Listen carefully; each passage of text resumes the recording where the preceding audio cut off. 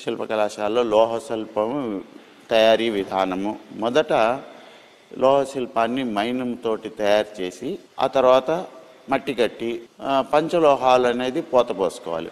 రాగి ఇత్తడి ప్రధాన లోహాలుగా ఉంటుంది. వెండి బంగారం నామమాత్రంగా వేస్తారు. ఈ పంచలోహాలను కరిగించి పోత పోయడం అన్నమాట. మైనంతో చేసుకున్న ప్రతిమని మట్టి కట్టి అది పోత పోయాలన్నమాట.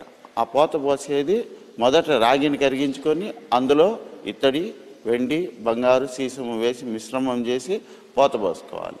చీర్ణములతోటి చెక్కి పై పొరను తొలగించి తర్వాత సన్నని ఆకురాలతోటి రుద్ది సివిళ్ళతోటి సివ్వి ఆ తర్వాత నగిషి పనులు చక్కగా నగిషి మనకు కావాల్సిన వస్త్రాలు, అలంకరణ భూషణాలు అన్నీ కూడా నగిషి పనులు ఏర్పాటు చేసుకొని తర్వాత దానిపైన